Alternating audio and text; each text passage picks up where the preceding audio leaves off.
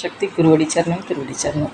ஆக்கமும் ஆன்மீகமும் ஓர் அற்புதமான துளிர் நேர்களே பாசம் அம்மா மேலே பாசம், அப்பா மேலே பாசம், உடன் பிறந்தவர்கள் மீது பாசம், இப்படி அத்தனை நிறைய வகை பாசம் இருக்குது. அதே போல் யூடியூப் நேயர்கள் மீது பாசம் நிறைய இருக்குது, சொல்ல அளவில்லாதது. ஆனால் நம்ம குழந்தைகளுக்கு சொல்லிக் கொடுப்பது ஒன்றே ஒன்று, நம்ம என்ன வேலை செய்கிறோம், நம்மளுக்கு எவ்வளோ சம்பளம், நம்ம எப்படி இருக்கணும் அப்படிங்கிறத கண்டிப்பாக குழந்தைகளுக்கு சொல்லிக் கொடுக்கணும்.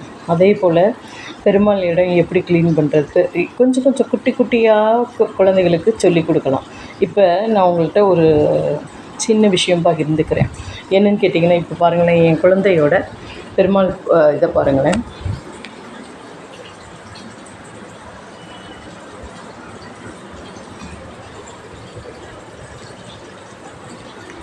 பார்த்துருப்பீங்க,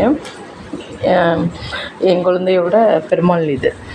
அதே போல் அவள் டெய்லி ஸ்கூல் விட்டு என்ன வேணுமோ அதை எடுத்து வச்சுட்டு பெருமாள் ஸ்லோகம் சொல்லுவாள், விஷ்ணு சஹஸ்ரநாமம் சொல்லுவாள். இப்படியே குழந்தைகள்கிட்ட ஒரு நல்ல விஷயங்கள் நீங்கள் சொல்லிக் கொடுங்க கண்டிப்பாக.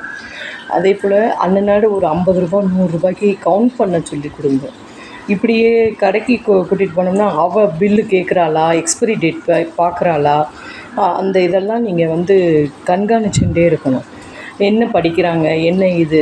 கண்டிப்பாக யூடியூப்பை ஓப்பன் பண்ணி நம்மளுக்கு சந்தேகங்கள், திருக்குறள், பகவத்கீதை, படிப்பு சம்மந்தப்பட்டது எவ்வளவோ தெரிஞ்சுக்கலாம். யூடியூப் ஃபோனேட்டு கெடுதல் இருக்குதுன்னு சில பேர் ஃபோன் லாங் டிஸ்டன்ஸ் வச்சு என்ன ஒரு டவுட் வேணுமோ கிளியர் பண்ணிக்கலாம்.